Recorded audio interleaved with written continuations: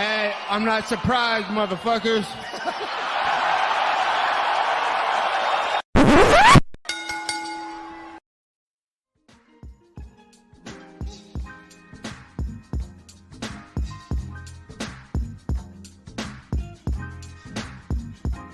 What is up, ladies and gentlemen? Welcome back to the Courtside Soundoff podcast once again. I'm Josh Evanoff, as always welcomed by the one and only man of the hour, too sweet to be sour, future Jiu-Jitsu world champion, Angel Ortega.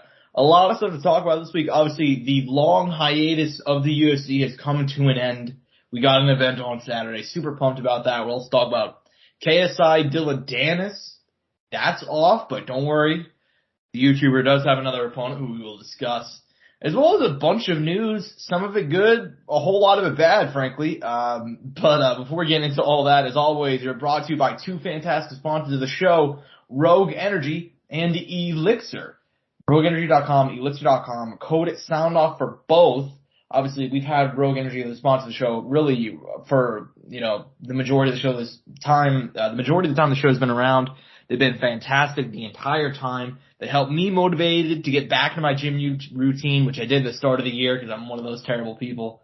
Although I'm not clogging up the gym. I'm working out in my home gym because I'm not an asshole like all the other people who clog it up. Guys, I've had that one on my mind for a little bit. Just want to put that one out there.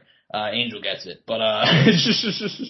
Yeah, man, Rogue Energy, fantastic sponsor. ELYXR, though, if you're looking for something on the opposite end of things, Rogue Energy will get you pumped up. ELYXR will calm your ass down. They're one of the leading distributors of Delta 8, 9, and 10 products, as well as HHC and some other things along those lines. Fantastic sponsor. I've used them myself many a times. Code Soundoff for both of those, Rogue Energy and ELYXR, and I will remind you guys once again before the end of the show about those sponsors. But dude, no MMA last week, no boxing last week. Well, I guess Gervonta Davis did pick up a win, but nothing major. That fight almost didn't happen. But Angel, the long hiatus has come to a close.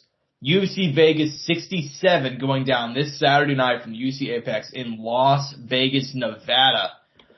Look, dude, it's not what we expected. We were expecting a middleweight fight between former title challenger Kelvin Gastelum and the rising Nasruddin Imavov.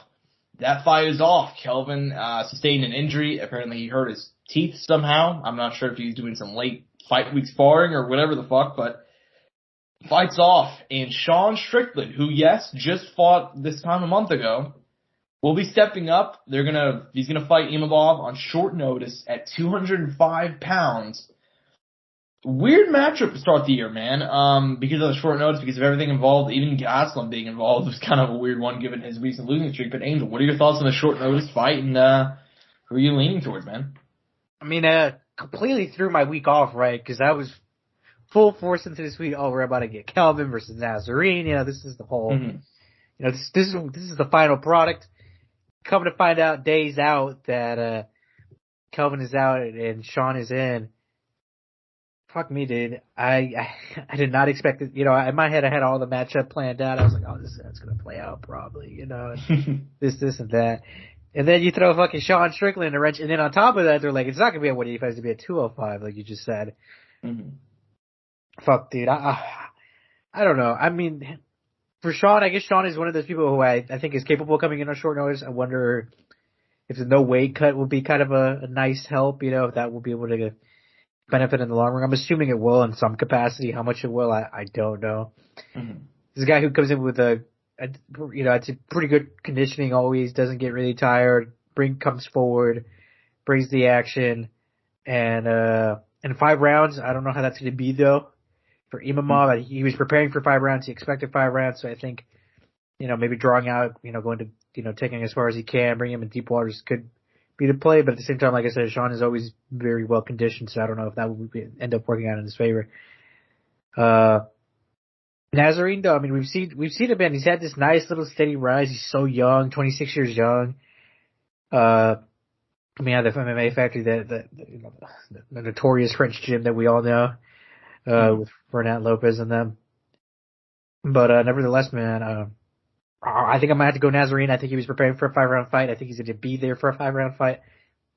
I don't know if Sean's going to be able to. I don't know how he's going to fight with the extra poundage and then it being 5 rounds and everything. Granted, though, he's always sparring That's his main thing when it comes to, being in the gym. So I don't know, it might not affect him at all, but I mean, this is really short notice, lack of preparation for an opponent. I mean, I just don't know if this is enough time to get ready for this good of a guy who's on the come up. Mm-hmm. Yeah, I mean, Sean Strickland, it's kind of a weird decision to be made. Well, I mean, it is Sean Strickland, so I guess it makes sense. But just, I mean, 2-fight losing streak, you're stepping up against this rising prospect who's looked unstoppable maybe not unstoppable, looked super impressive lately. You know what I mean? It's just a little bit of a bizarre decision on his half. I'll go put it out there, man. I think Nasruddin Imamov's going to put on a statement. I think he's going to go out there and get a statement win. I mean, I felt like no matter – look, this is a guy that when he first came to the UFC, I was not that impressed with him. He had a close fight with Jordan Williams. He lost to Phil Hawes. He didn't impress me too much on the regional scene. But since then, dude, he has just looked like a murderer. I mean, he demolished Ian Heinisch. He beat the dog shit out of Edmund Shabazz. He went out there and beat Joaquin Phoenix, and not Joaquin Phoenix, Jesus Christ. Oh my Joaquin God, the Joker. The Joker. He beat the Joker. No, he beat Joaquin Buckley, pretty soundly in France, if I remember correctly. So he's looked very, very impressive, and I think he's going to out there. And for Sean Strickland, just fought a month ago, 2 losses in a row. I think it's just a rough decision. I mean, he's stepping up on a different weight class he's never competed at. Because remember, guys, Sean Strickland used to be like a welterweight, if I remember correctly. Like, he's not exactly a huge middleweight either. So, yeah, I'm gonna go and take Imavov. He's big for the weight class. This may even help him, honestly. Like, he not having to cut the weight. Yeah, man. I mean, I'm assuming you're on the same page, man. This just seems like a bit of a bizarre decision to be made. Yeah, but I wonder what their other options were. There had to have been another option. I guarantee you there was another option, but I don't know what it was. Guess we'll never know. Yeah, I mean, it's a gamble. It could pay off for Sean Strickland. I mean, if he pulls off a big win here, we'll look like dumbasses, but he could do it, though. He could do it. Like, if there's a guy to do it, it could be him.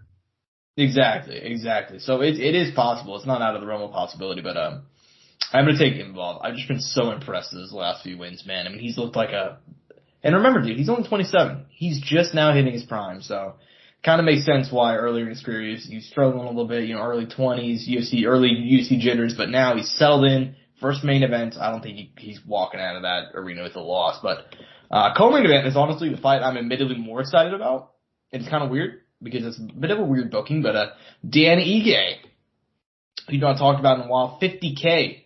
Dude, rough losing streak for him, man. I mean, he came in the UFC hot, came in real hot, He lost his debut, but then he rattled off like a 7-fight win streak. He had a couple of split decisions in there, but, still beat some good names. He lost to Cater, knocked out Gavin Tucker. Since then, it has been brutal. 3 losses in a row, all by decision, and none of them were really that close either. It's going to be taking on Damon Jackson, 34 years old, Oklahoma native, who is riding one of the most unexpected win streaks that I've personally seen in a while. I mean, he came into the UFC, not a whole lot of hype. Beat Mirsad Bektic, got annihilated by ELYXR, which does happen. But since then, 4 wins in a row. He's had some banger fights in there too, dude. Very excited for this fight. What do you think about it? Like you said, kind of a match that kind of threw me off. I didn't expect to see this.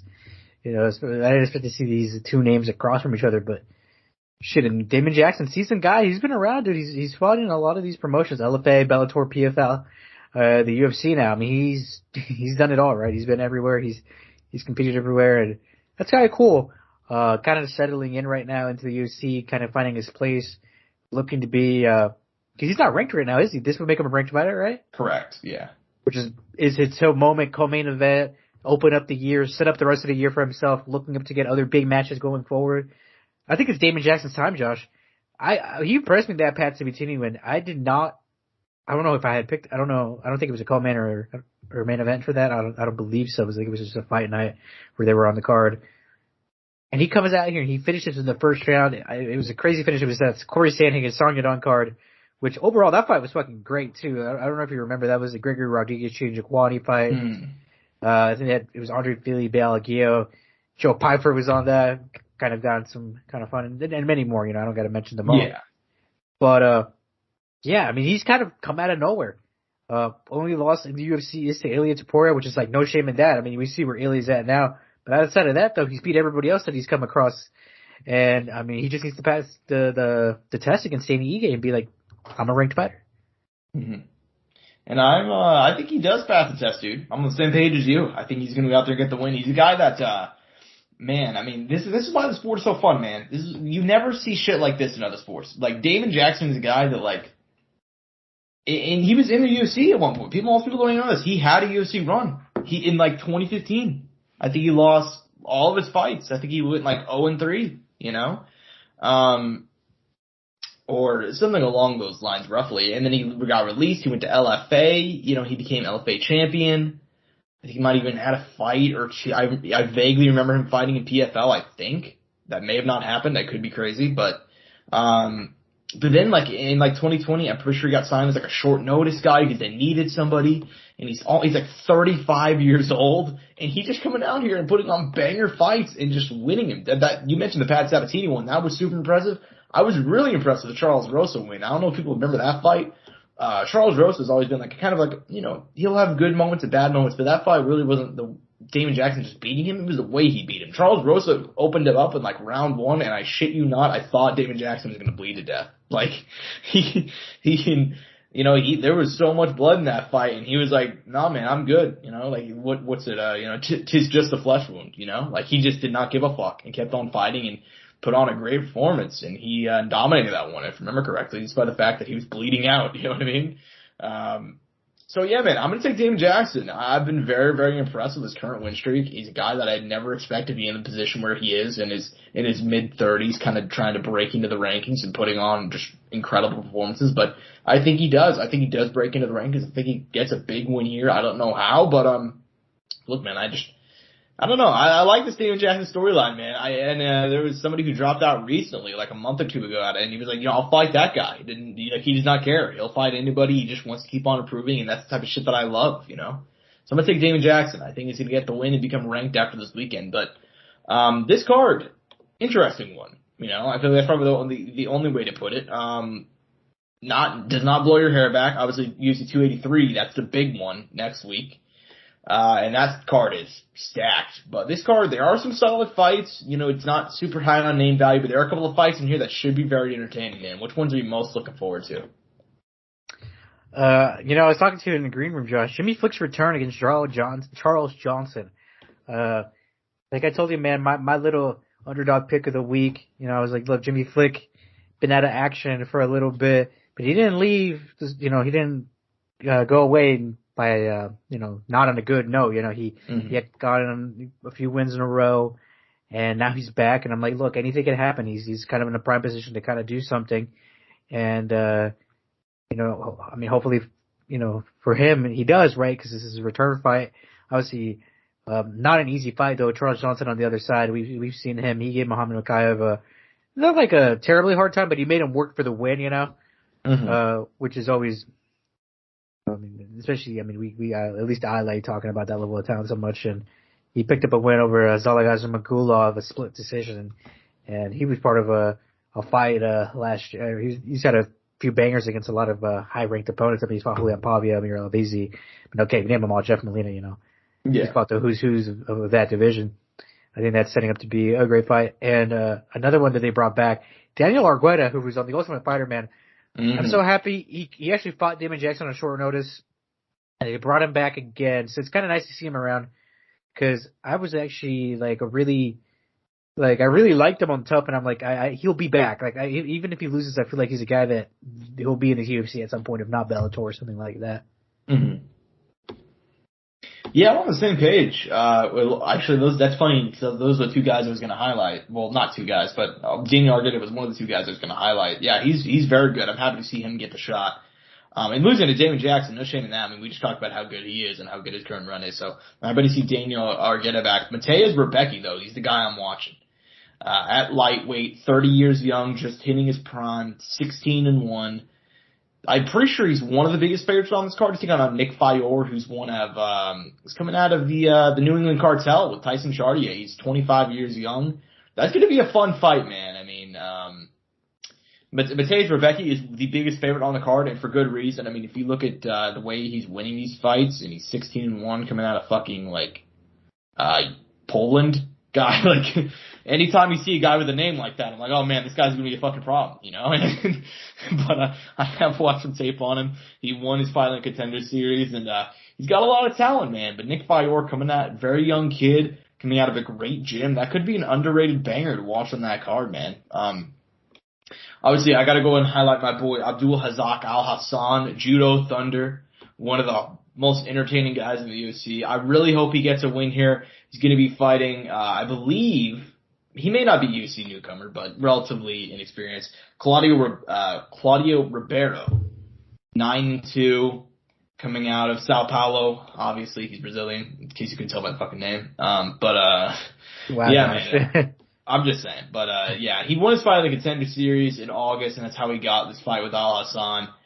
Should be a banger. I'm really happy you highlighted Jimmy Flick because I was incredibly depressed when he retired after his UFC debut. Because I don't know if you guys remember the specifics of his UFC debut. Angel was correct in that he did not retire just, you know, for funsies or because he was terrible. You know, he felt like he needed a break. In his UFC debut, he had a flying triangle against Cody Durden. So about as impressive as it gets. So I'm very excited to see him back. And I do want to go ahead and highlight Priscilla Cachoeira, Shajar Eubanks opening up the card. Look, we can argue about whether or not they're actually, you know, they're ranked fighters, if they're actually good.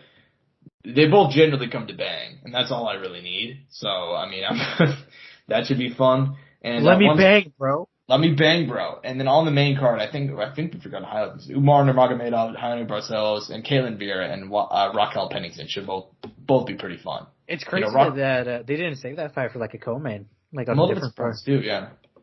By the way, Rocky Pennington, I don't think most people realize this. She's on, like, we talk about low-key winning streak with Damon Jackson. I mean, super low-key winning streak for Raquel Pennington. 4 wins in a row.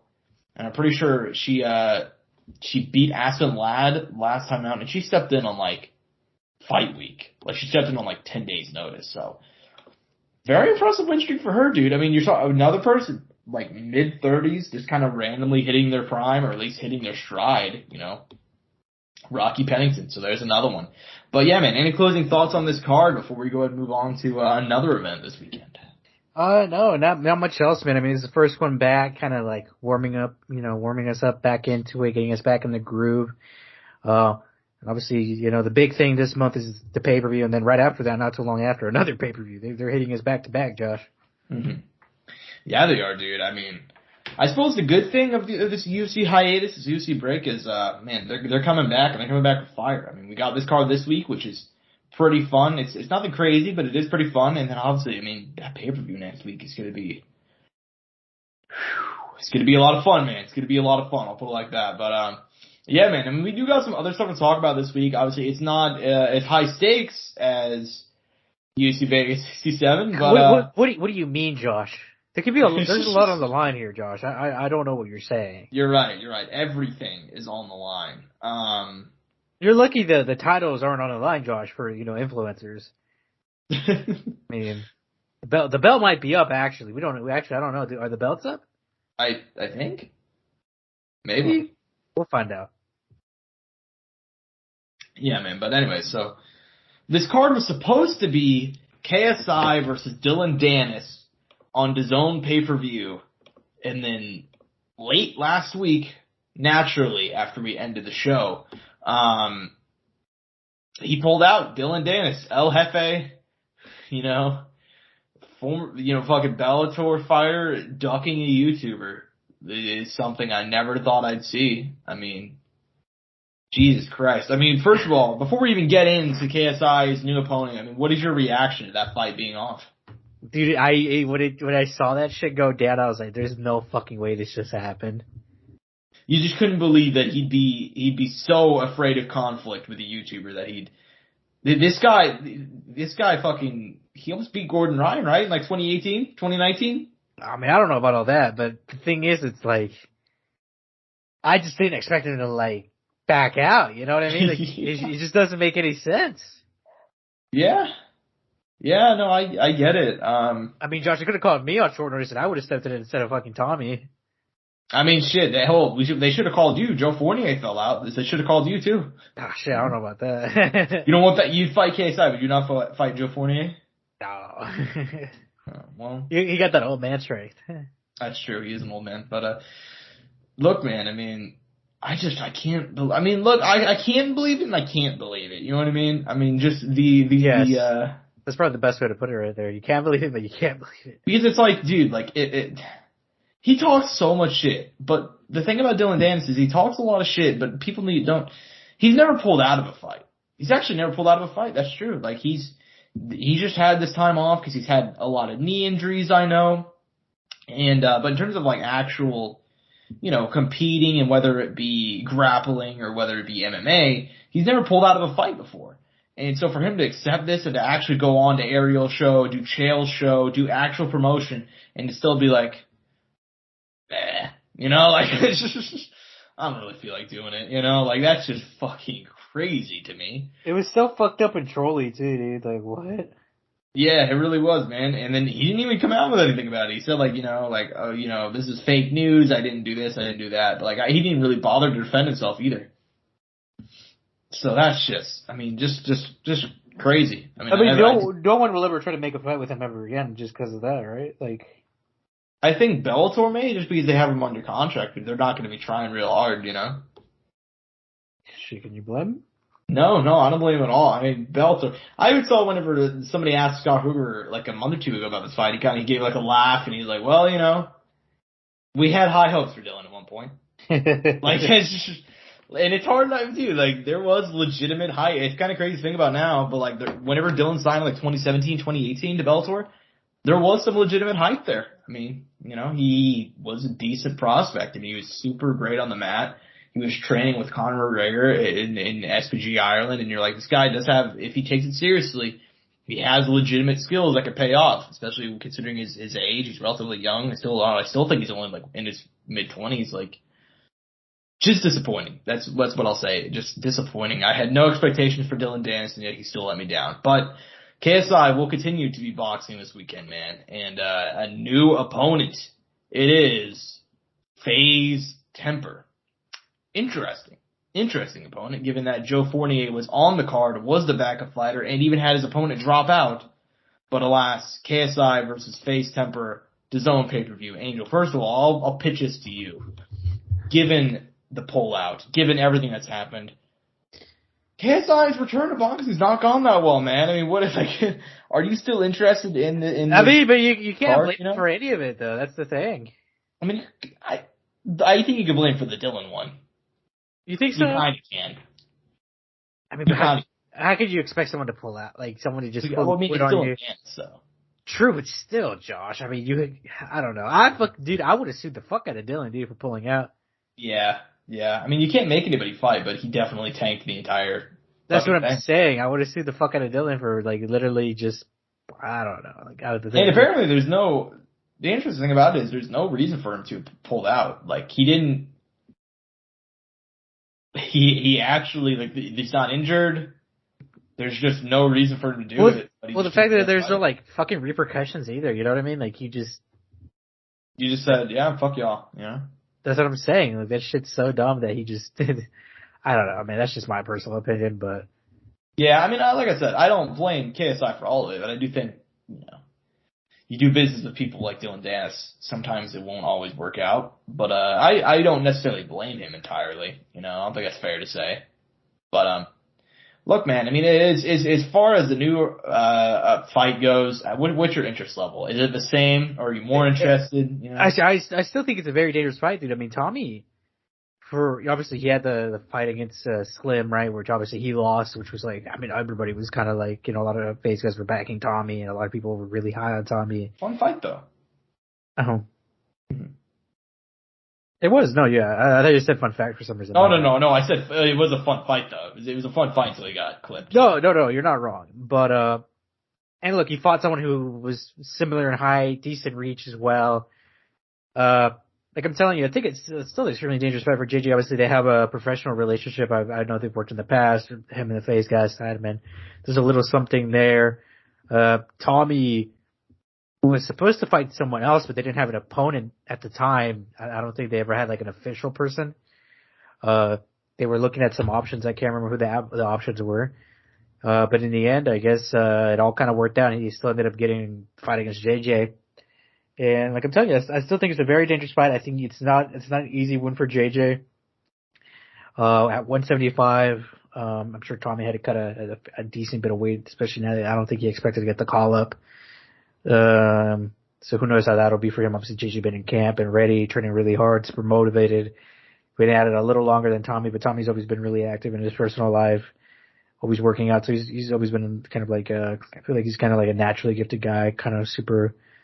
You look at the guy and he just looks generally in shape. Probably doesn't have to work out a lot to look kind of good, but I mean, where's the actual matchup? I mean, I'm sure there's gonna be some rage advantage there for Tommy. I don't know if he'll be able to fully take advantage of it at this level. Power. I mean, I'm sure. I mean, we saw what he did to Overflow. I think JJ's big weapon is to be gas tank, dude. Gas tank, bringing it on, making Tommy work. Tommy's tall. Tommy carries a decent amount of muscle mass. He's not super big, but I think it could be a factor later on if JJ makes these 6 rounds hell for him and is able to make him work, make him heavy, and but I don't know. At any point, I feel like Tommy could hurt JJ and really change the pace of this fight really quick. Mm-hmm. Yeah, that's where I'm at too. I think this is an interesting fight, and I feel like people that complain about this fight being booked and he should have fought Joe Fournier and yada yada yada. I don't necessarily know if I agree with all that. I mean, it was an interesting fight. This is a very interesting fight. It's a very compelling fight, and there's a very good chance that Faze Temper could pull off the upset here.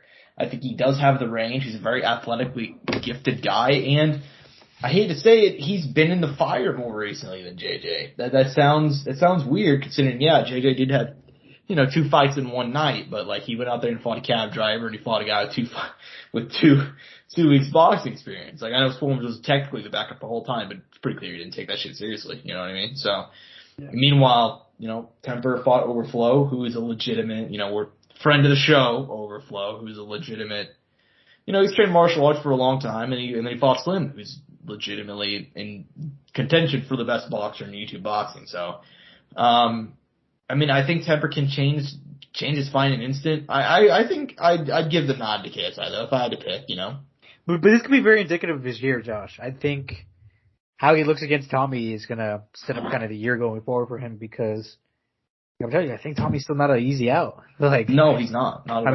I mean, Slim is really that good. So, and people are gonna have to start noticing that eventually. Yeah, he's legitimately good, and I feel like most people don't. I don't think they give him the respect he deserves to an extent. It is a tough matchup for JJ. I gotta admit, I'm surprised he took this one on short notice. I mean, I understand he explained that part of the reason why he did take it is because, Tommy is a southpaw. He's been training for a southpaw because Dylan is and yada yada yada. But Tommy's a big boy. He's a big boy. He's a southpaw. He's been fighting some killers recently. He was for what it's worth, he didn't take his fight necessarily on short notice. He was the last person to be added to this card. We still don't even know who he was going to face because they were going to announce it on the night of or the day before or whatever. It's like a surprise, but I agree with you. This is going to be very indicative of how KSI's 2023 is going to go. I feel like if he goes out there and struggles with Temper, or God forbid he loses to him, it's gonna throw a wrench in some things, man. I feel like the loss is the worst outcome. I mean, obviously, I feel like if KSI loses, he's gonna probably retire. You think so? Just like that? It depends on how bad he gets beat, I guess. If he goes out there and he gets caught, I could see him coming back for a rematch and trying to get that one back, and then hoping that Jake will still want to fight him. But did you see him and Jake Paul go back and forth on Twitter? I haven't actually heard the actual conversations, but I know they've been having their back and forth. I've seen Jake's tweets like, JJ, you're ducking me, this, and that. Mm-hmm. Yeah, they got into Twitter Spaces and basically argued, and basically they're trying to make this happen in November. Apparently, that's the goal. November. That's not unreasonable. No, it's not. But I think it's gonna be interesting. I think he put it very well there. How this fight will go will determine how KSI's 2023 is gonna go, depending on. And I mean, if he just goes out there and smokes him, I'll be like, all right, well, fuck. Now we gotta. Dude, if he smokes Tommy, that'll be impressive because not even Slim smoked Tommy. Yeah, I mean, Slim dropped him, but that people forget that fight was very competitive until he got caught. Yeah. So, yeah, man, it's gonna be interesting. I mean, I could see, Tommy pulling it off, but if I gun to my head prediction, I take KSI, but I have no idea, man. I really have no idea because this is still really, it's weird because KSI, we've been talking about him boxing for so long, but like this is his first real test since Logan. That was 3 years ago, 4 years ago now. So, interesting. But as far as the rest of the card goes, man, what fights are you most looking forward to? Because this card actually is very, very intriguing. It's not as good as it could have been. Because obviously had Joe Fortier fall out, and obviously Dylan Danis fell out of the main event. But I still think this card is pretty solid, man. What do you think about it? I mean, it's good. I mean, obviously we have to highlight Slim. Obviously, he's at least where I'm looking at it, he's the co-main. He might not be fighting Tom Zanetti, which kind of came out of nowhere. You know, we kind of wanted to see Slim fight a name.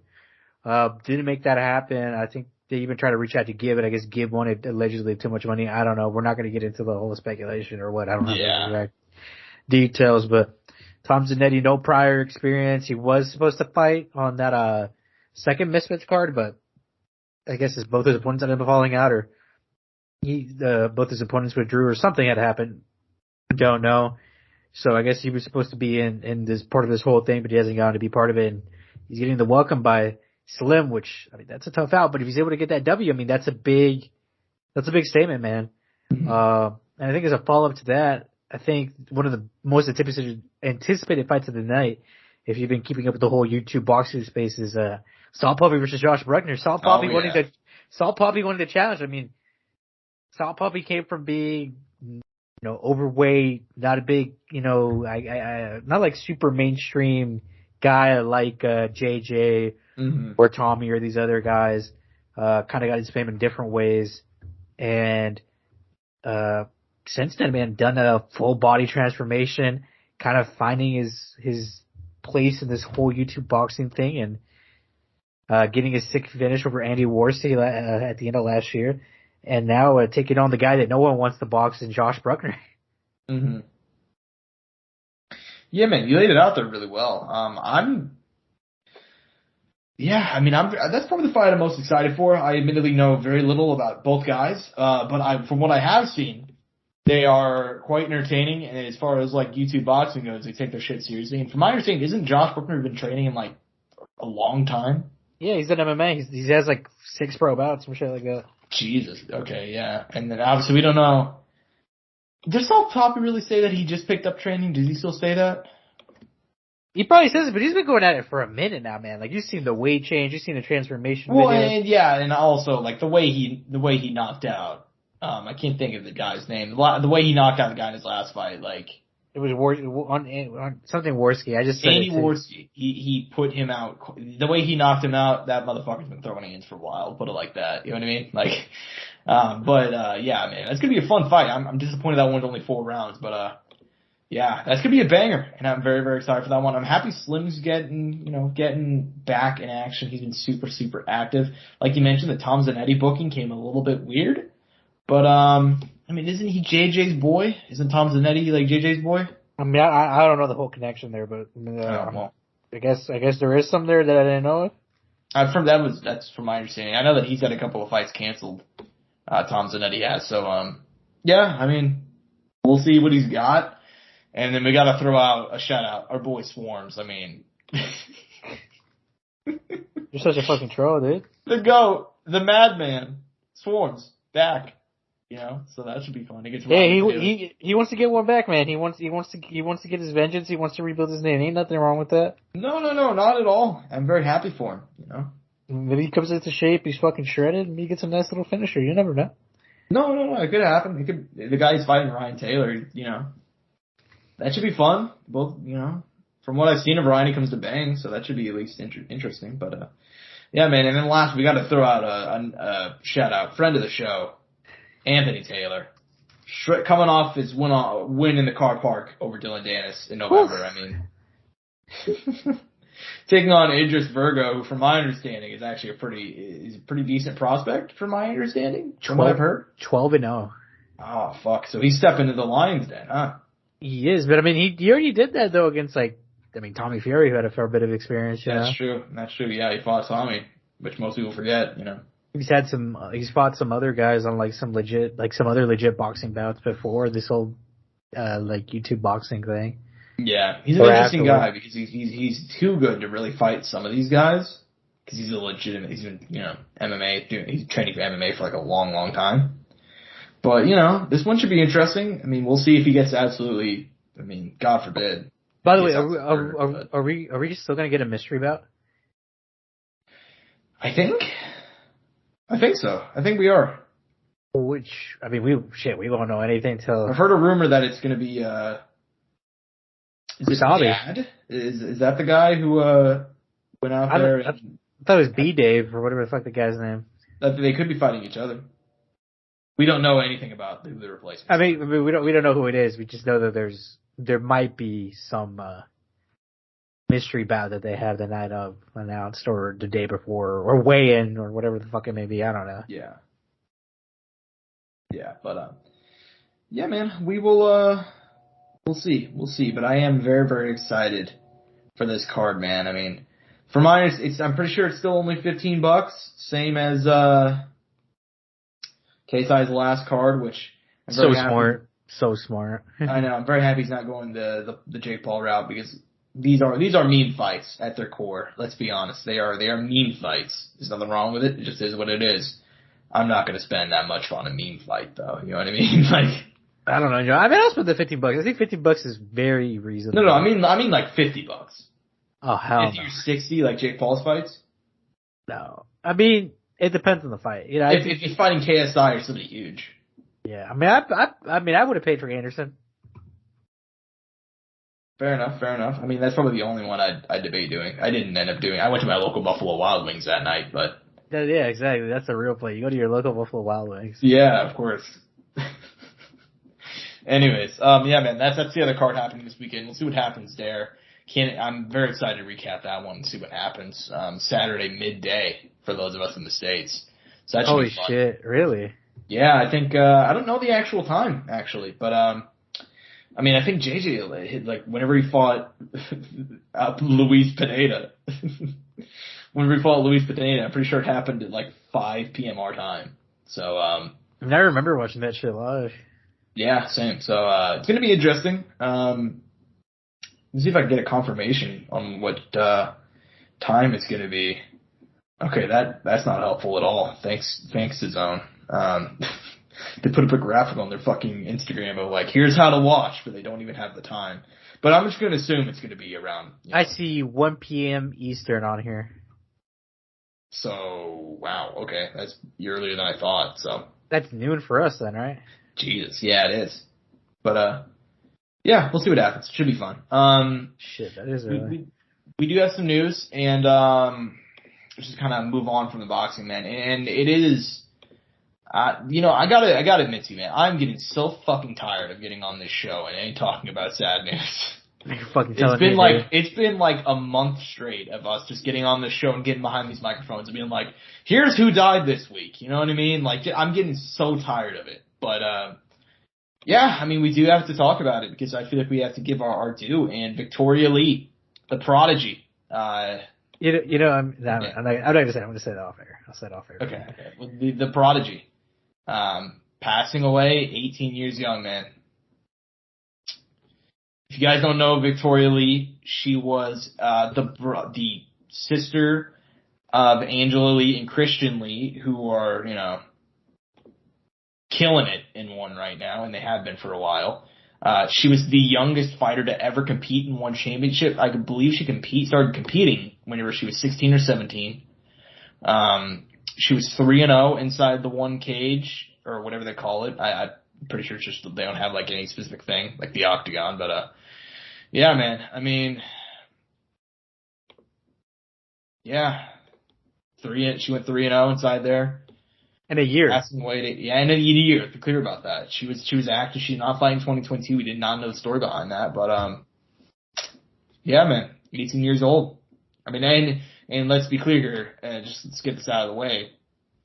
She did not die of any vaccine bullshit because that's been this story's hit the mainstream. I can't believe that I saw some shit like that. And I'm like, dude, how fucking this has hit the mainstream, Angel. It's hit the mainstream. I've seen this everywhere. No.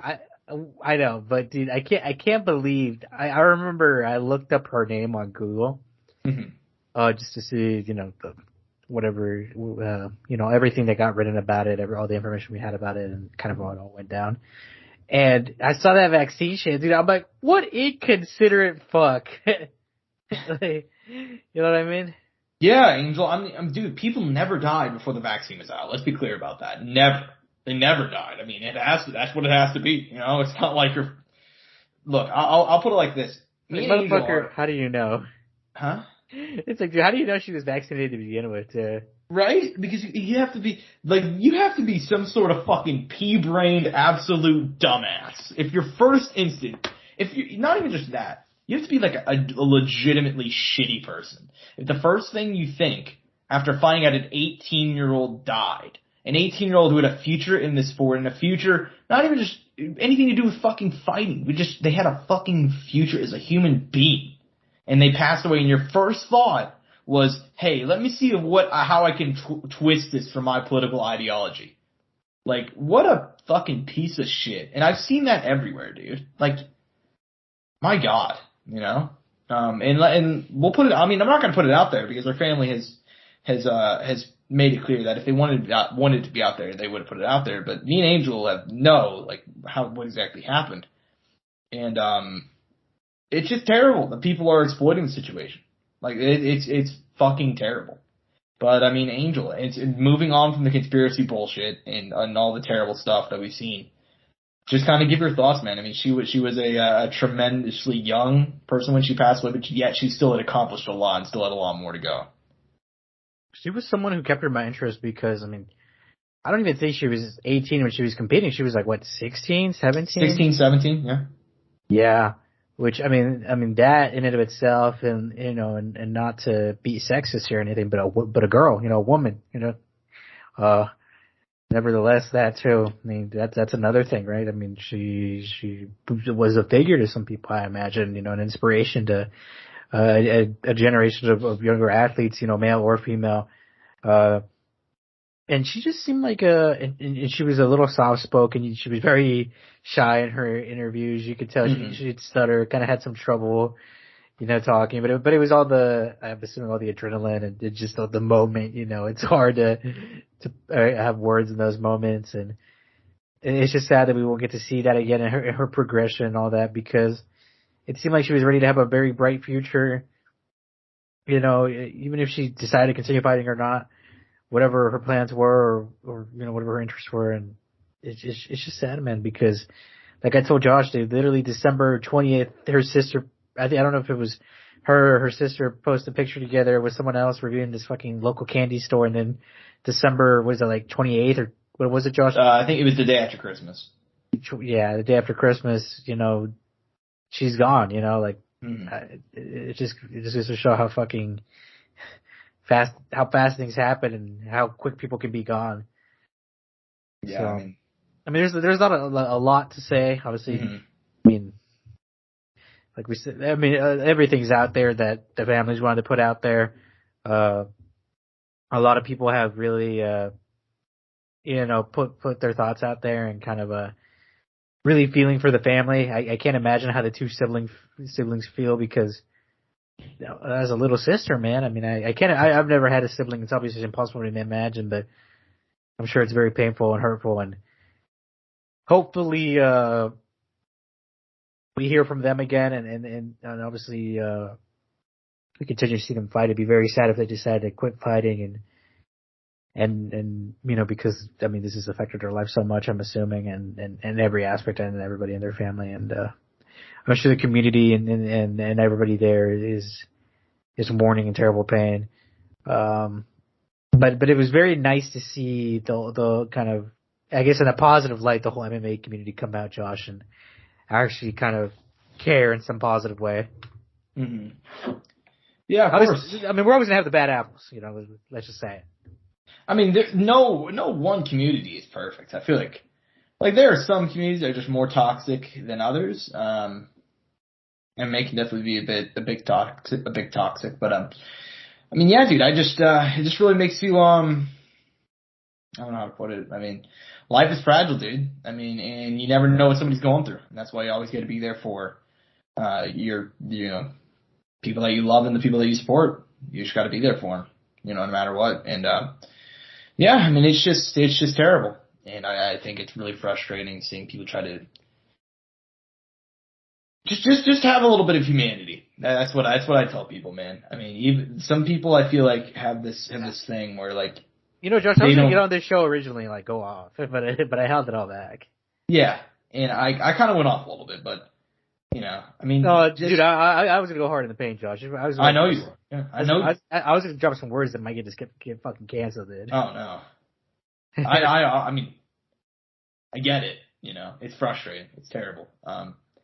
All I just tell people is, just have a little bit of humanity. Check on people, and whenever something happens, if anything happens, don't think your first thought should never be, how can I twist this for my ideology? You know what I mean?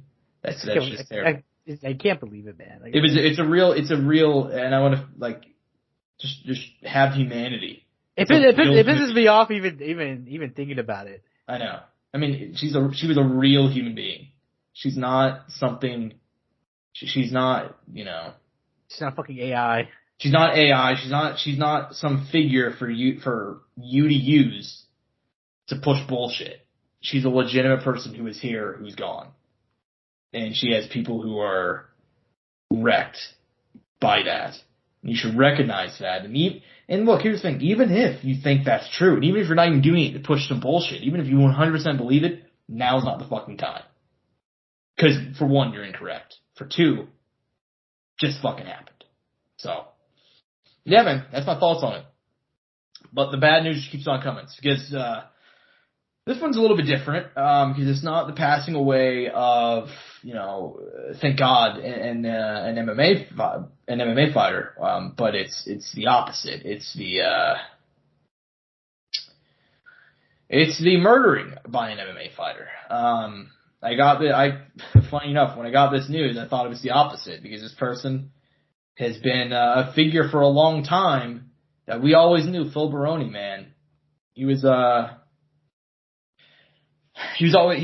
the phrase? It's better to burn out than to fade away.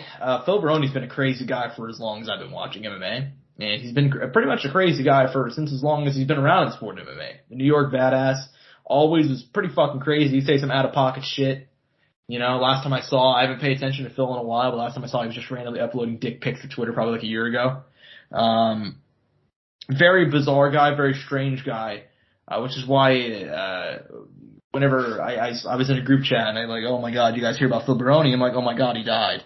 It had to be one or the other one. It had to be one of two things, and unfortunately it ended up being even worse. He murdered somebody. The details are he lived in Mexico with his girlfriend, and I guess he fucking beat her to death. We don't know much details outside of that. We know that apparently his story was that they got into an argument because she was cheating. How convenient. The story makes him look good. And he went ahead and, I guess he threw her in the shower. She hit her head, and then he went and got the police after she took a nap and did not wake up. According to the police, she basically got the shit beat out of her, basically. She got beat to death. And there's no doubt about it. This is not a wait and see, situation. I mean, what do you say about this, man? There's nothing to really say about this. I mean, it's just terrible, but we kind of need to acknowledge the fact that these horrible things, like, why does this shit keep on happening? Dude, was it like the original report, like Phil Baroni was like a fucking trained mercenary or some shit, like some crazy shit? Yeah, I heard about that. Dude, I could have sworn like I saw one that was like Phil Baroni in Mexico, trained fucking mercenary, or is a hitman or some shit like that. I kid you not. I can assure you Phil Baroni was not a trained hitman. I can assure you that if Phil Baroni was a trained hitman, he would not be in jail right now. You know what I mean? Dude, he would have gotten out of the crime.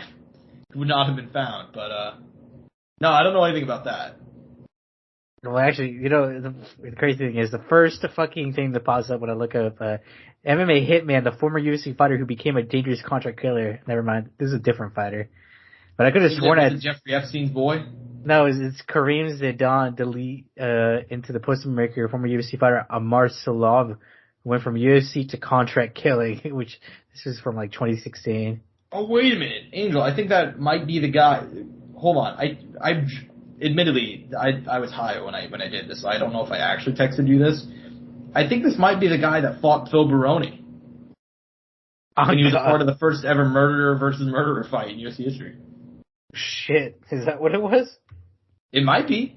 I was going to do a Twitter thread about this, but I thought, like, it may come off, like, bad to some people. It may come off as, like, morbid, but, like, the UFC, unaware, held, like, the first ever fight between two murderers ever. Like, UFC 37, Murillo versus Bustamante versus Matt Linden. The undercard had Phil Baroni versus Amar Suluev at middleweight. UFC 37, yeah. The New York Badass won by first round knockout. And that was the end of Amar Sulev's run. He competed in Pride. By 2009, he retired. He became a contract killer in Russia, was charged with 3 assassinations due to stomach cancer. His trial was suspended. He never had to go to trial for it. He passed at 40. 7 years after Sulev passed, Phil Baroni was arrested for the murder of his girlfriend in Mexico. Holy shit, that's what it really was. Yeah, did I text you that, or am I fucking crazy? I think I might have seen something like written like it or something like that. Or I might have seen it on Twitter. Like, I knew there was some sort of connection here. Like, there was something was involved, man. I don't know what it was. At the end of the day, though, they were connected somehow. They were.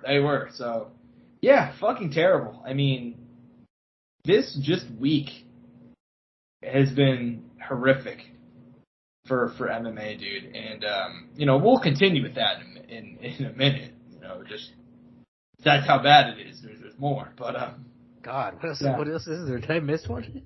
I mean, I guess we might as well move on. There's admittedly not much to say about this, so I guess we might as well move on. But Jose Aldo, who we talked about, because Jair Bolsonaro is living in his house in between, going out to KFC. Which, by the way, for those of you who are not aware and actually maybe listened to the show last week and thought, like, this is pretty funny what's going on because they're talking about Jair Bolsonaro and all the crazy shit going on in Brazil, they had their own Angel. Did you see they had their own January 6th?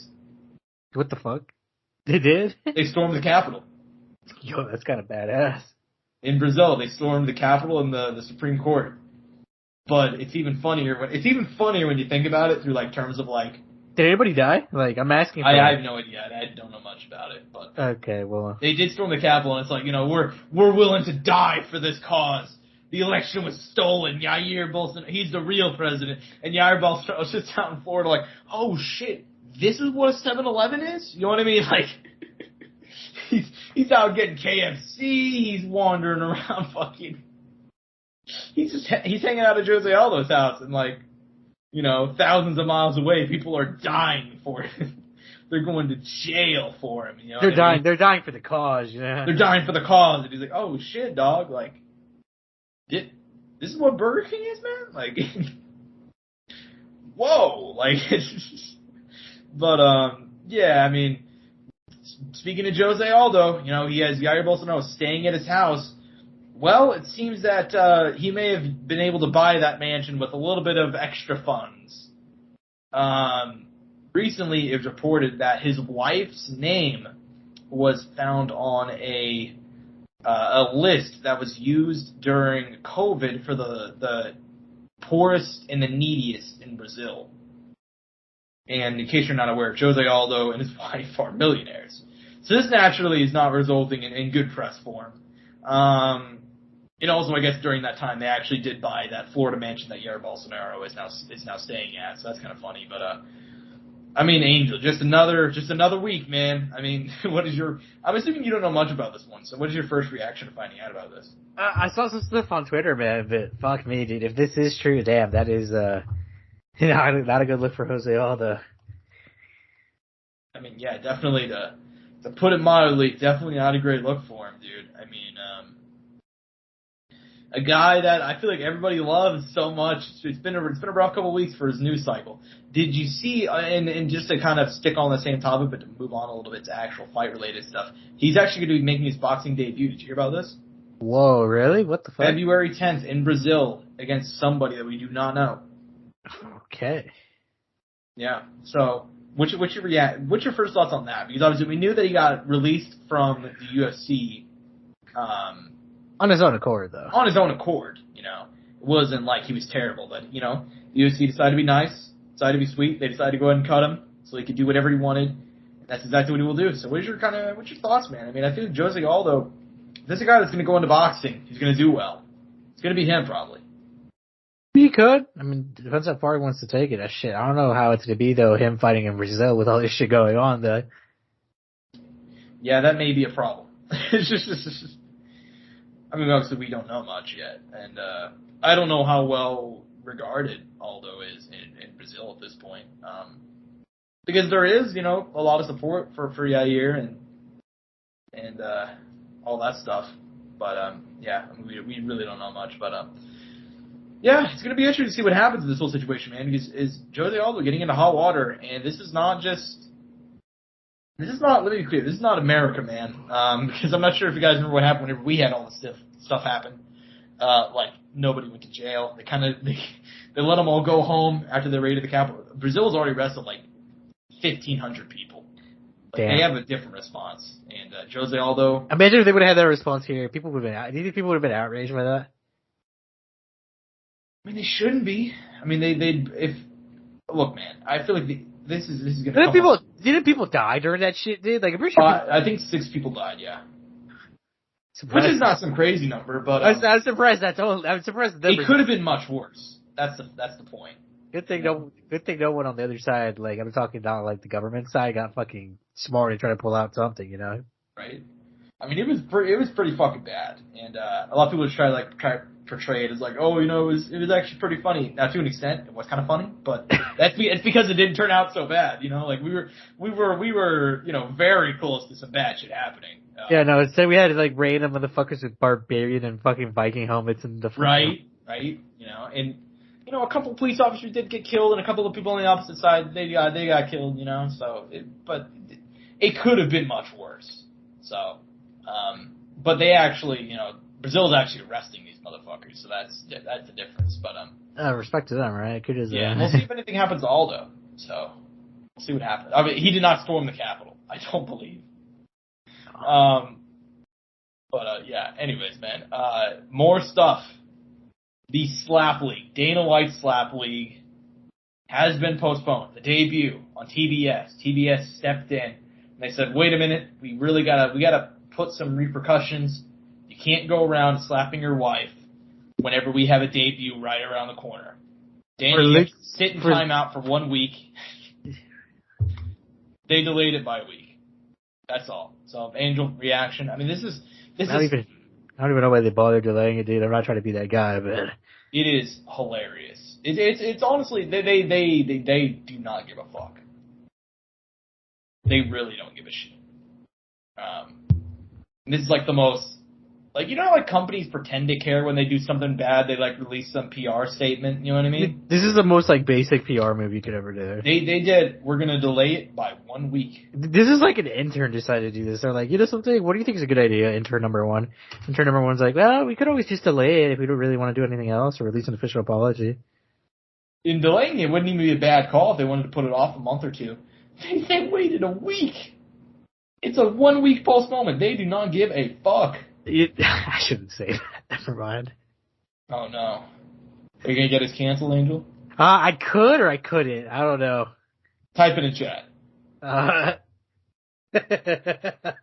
Sorry, I'm laughing. This is always the way to determine if you should say it or not. Let me see. Typing kind of fast, so, you know, it doesn't take up a lot of airtime. Oh, Jesus. Yeah, you can say that one probably. I was like, dude, I wonder if they'll show Dana's highlight slap.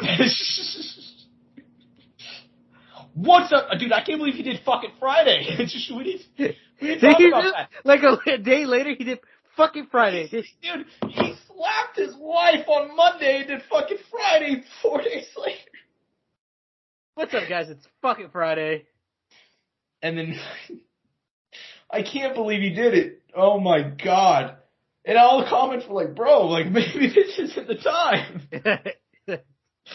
Oh my God, that was like, so fucking funny. What do you even eat for fucking Friday? I know this is random as shit. I have no idea. It's never anything good. I don't know about that. The breakfast pizza was kind of gas. well, let me rephrase. Most of the time, it's not good. There's been a few decent ones where I'm like, damn, that kind of looks kind of.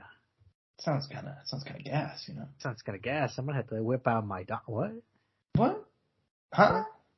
All right. Anyways, so yeah, I mean, he had his debut postponed. We'll talk about the show when it actually does air because like, I am still like interested in it to a degree.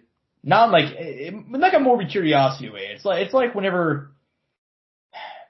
It's like, what's a comparison I can make? It's like, you know, like NASCAR, you know how like cars crash and you'll see like, oh my god, blank crash and it's like a highlight video on Twitter and you'll watch the highlight video.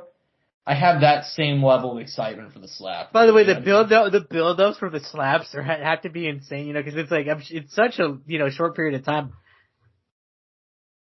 I mean, unless the exchanges go on a while, but, you know. There's only 3 rounds and I'm pretty sure they're only allowed to slap once. I think. How does the decision work then? Do you want me to find the rules right now? Yeah, sure. This will be an interesting bit. Yeah, so, I mean, if you guys listen to the show, you know what you're getting at this point, you know. Just 2 guys talking, just shooting the shit. You know, we're not professional, but here are the rules. So, because this is a officially sanctioned sport, for those of you that are not aware. At least in the state of Nevada. And are they fucking USADA testing these fucks, dude? No. Wait, no, not to my knowledge. Dude, you could be fucking roided out? I hope so. Dude, what the fuck? That's crazy. Alright, so it's gonna air on TBS. Here are the Power Slap rules, Angel. Shut the fuck up. They're very important. Very important. This is huge, you know. For when it debuts in a week, you know. After Dana White's Power Slap. But it's gonna be 3 to 5 rounds. Competitors will alternate slaps, or as the promotion calls them, strikes. Each fighter will get the same amount of strikes unless one fighter is deemed unable to continue prior to completion. A coin toss determines which competitor goes first. Flinching, blocking, or delaying the match are considered fouls. Each fighter will disclose which hand they will use prior to the slap, and each fighter will disclose their count, the number of windups, similar to a golfer gauging distance to a golf ball and a drive. They will pump prior to their strike. Are there judges? That's what I'm saying. What if no one gets knocked out? I mean, are there judges?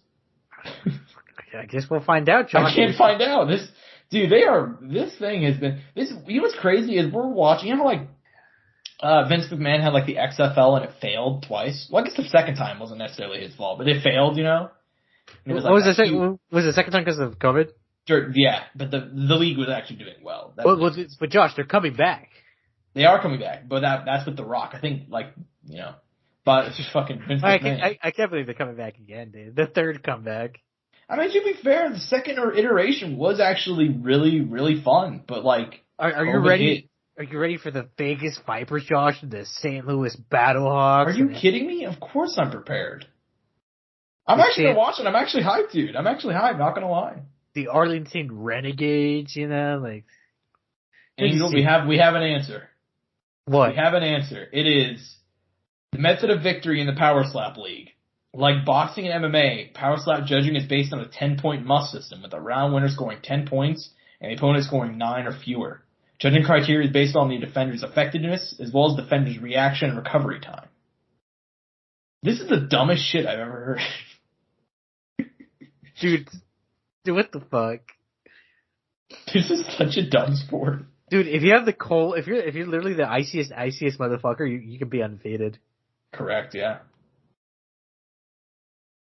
There's like no, even the weirdest part is there's literally no qualifications to do this either. Like these are not trained athletes. They're just people going up and slapping. Fuck it, I wouldn't. But like they have a good enough story to make it on TV. Would you do it? Fuck yeah, you could. Well, I guess it depends on the pay. I'm not going to go out there and get knocked out by a slap on national television for like. You're making 10 and 10. No. Really? Just for I would not do it for 10 and 10. That's $10K in your bank account, Josh. You know what? You're right. I'd probably do it for 10 and 10. I guess I didn't think about like okay, so my mindset when you ask me the question is like, you know how like it's like would you fight in the UFC for 10 and 10? And what you're thinking is like, oh, you're gonna have way more. You know, you have to train a lot. You're gonna get your ass kicked, and you know you're gonna get fucked up. This is just slapping. So yeah, I guess I would take the 10 and 10. Because I really would not have to train for it that much. Just pull up. I'd probably just go and, like, I don't even know what the fuck. How do you train for this? Do you just, like... They train, though. I've seen, like, I guess I've seen some videos of them training, I guess is the proper way to put it. Interesting. But, yeah, I mean, slaply postponed. We'll talk about it in, a week, I guess. But, anyways, man, in case you're curious, that is the only repercussion that Dana faced for his own power slap. So, interesting. But, yeah, man.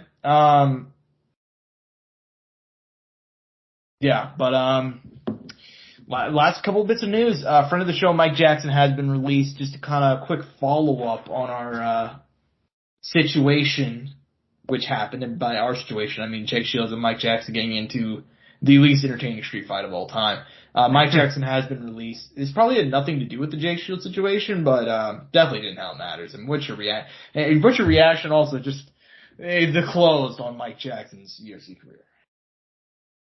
I mean, it was fun while it lasted, man. That's all I gotta say. That's where I'm at too. Are you excited at all? He made his money, though. I mean, you gotta give fucking credit to that man. He made his fucking money. Yeah, look, love or hate Mike Jackson. The man for real stepped up, had, I think he was like 3-6 as an amateur fighter, got the call to fight Mickey Gall in like a week's notice, and turned that into like a fucking solid, when did he fight Mickey Gall? 2015, 2016? 7-year career? That's pretty fucking crazy. Oh. Yeah, but that's that's a cap on that. And the last bit of news, Jake Paul, the problem child. We've been talking about when will he return? Who will he face? Angel. We have an answer. Oh shit, kind really? of. Oh. Kind of. Not really. Cooked. I know. Jake Paul will be allegedly competing in MMA under the PFL. He also got ownership equity in the promotion. Angel. I don't know what to say about those because there's so little information. I really don't know what's gonna happen. He's gonna be part of this special division, is what they said, right? The super fight division. So he's not gonna be complete. That's essentially the name of their for fighters that don't want to compete in the tournament, essentially. It's called their super fight division. So is he competing? Is he essentially be doing a Clarissa Shields? Correct. Yeah. Interesting. Shit, we haven't seen Clarissa in forever, too. No, I think she was gonna fight on the end of the year show. I don't know what happened there, but yeah, well, no, I mean, she got so busy with everything else. I mean, she's doing great in boxing. It's almost like, why even bother going back to MMA? To an extent. Yeah, true.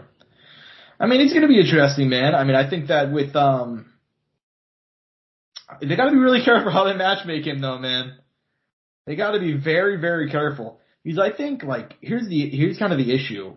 In boxing, I guess, unless he wants to fight older boxers, that'd actually kind of be funny if he did the exact inverse, but in boxing, he had an avenue where he was, able to fight these older, washed MMA guys who had no boxing experience. And it was very easy for them to beat. I'm very curious to see how they go about that in MMA, because, unless he's fighting older boxers, he can't really do the same thing there. You know what I mean? There are guys on the regional scene that would fuck up Jake Paul right now, so they have to be very, very careful who they, matchmake. Angel, I'm being dead serious. It's not even just because I have faith in you as my friend. I think if they gave you a year of training, he could beat Jake Paul in MMA. Just saying. I think you've been training for a minute now. Your jiu-jitsu is going to be on point. And jokes aside, you'll have whatever more than he has. You know what I mean? So. At least you think highly of me, Josh. I appreciate that. You don't think the same? You don't think you take him? If I gave you a year training. Fuck, man. Which is what Jake will probably have. Well, what? Fuck, I don't know. You're fighting at 195. God, you never know, right? 3 rounds. Still tough out, dude. You know what I mean? Even I gotta give myself a little, yeah, or fine. But I'm just, you understand my point. I'll put it like this. If I had a decent wrestling background, or I was even a collegiate, even a fucking community college wrestler or whatever, dude, or a small college wrestler, I'd be like, oh yeah, fuck yeah, dude, I fucked this dude up. Fair enough. But you see my overall point, though. My point is that, like, he's going to be struggling to find, like, maybe not struggling necessarily, but they have to be very, very careful. Because in MMA, like in boxing, it's much easier. That's why you always see like wide boxing odds. Like if a boxing match is within 3-1 odds, you're like, oh shit, that's close. Like, you know what I mean? But in MMA, that rarely happens, just because you don't right. really know. There's never fucking minus 3,000, versus fucking whatever. It happens, but it's extremely rare. Yeah, but it's like, I don't know, but it's not as often as boxing. You can literally go on MGM right now or whatever sports book you want, not sponsored, and and fucking go to boxing and you'll see the fucking betting odds and you see how fucking wide they are, and then you go to you could literally go to this week's card for the fucking UFC and see how fucking much tighter the fucking lines are. 6-1. You know what I mean? Yeah, man, and that's kind of the thing, is you have odds like that on a normal night in boxing. And MMA, they're just incredibly rare, like 6-1, probably the maximum you're gonna have. And all I'm saying is, like, I don't know if it'll be difficult for him to find an opponent, but that's the thing, man. In MMA, you can pick the wrong guy, you wake the wrong motherfucker up, and it's GG, and it doesn't even have to be like a guy that you're expecting to win, Upsets happen all the time. I'm not sure if it's because smaller gloves, a different sport, or whatever it may be, but yeah, Jake has to be very, very careful with how he match makes himself in the future. But yeah, man, I mean, I think that's all we got in terms of news. That's all we got for the show. If you guys enjoyed it, I'm at Josh Evanoff. On Twitter, he's at _01 at Courtside Sound for all things related to the show.